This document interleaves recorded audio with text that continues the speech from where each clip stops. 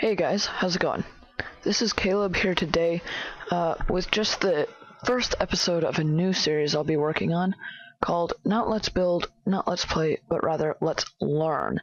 And in this series I'm going to be kind of just teaching you guys not step by step how to build very interesting and good looking things in Minecraft, but rather some of the principles that kind of go into making things like that. Okay, so this episode I'll be working on teaching you guys how to work on color and texture balance. And what that is making sure that you've got a nice blend of all the different colors that you're going to use in your palette. So to start off here, I want to show you guys exactly what not to do. What you're looking at is that house that everybody hates to look at because it's amazingly ugly. Oxymoron right there. And that's going to be for quite a few reasons, but one of the very prominent reasons is the fact that this is all the same color. We're in this one, we're really not looking at anything other than the wood and the glass. Here, however, is a rebuilt version of that same house, and as you can see, I've incorporated a few more materials into that house. I've added some logs, which have a nice up and down grained texture. And that gives us some up and down motions to kind of counteract the horizontal grains in the wooden planks. And I've also added some cobblestone around the window, which is a neutral texture, meaning that it doesn't have any grains. It doesn't kind of move our eye in any specific direction. Now, here's another example. In this picture, I've got just a wide road that I've been working on in my new city, Aranath. And as we look at this road, we can kind of see it's all the same texture. It's all that nice, and it's a nice texture. It's good color, but it's all the same thing.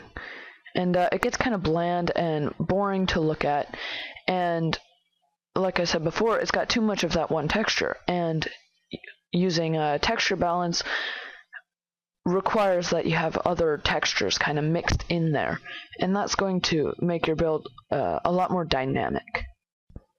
Now, as before, here's another screenshot of the same build, same road, but this time I've mixed in some log textures facing up, and I don't know if you noticed, but one of the key features of the double stone slab texture is that the top is very, each of the blocks looks as if it's kind of in a cell, or as maybe a pavement piece, kind of like you would see on a sidewalk.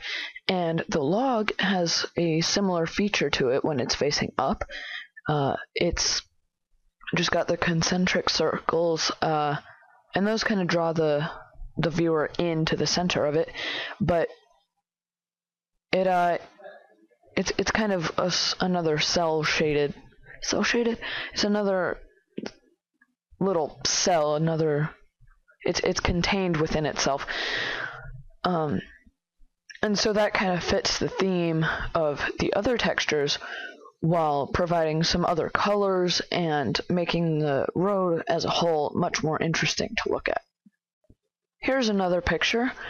This one is just the Sergat Lodge, found in my city Aranath as well, and this is a pretty good example of texture balance and color balance. We've got the gray, we've got the nice mahogany log texture, and we've got our wood, and then we've also got the white texture of the wool, and those are used kind of in different locations throughout the entire build, so that we're not only looking at one color or one texture in any one part of the build.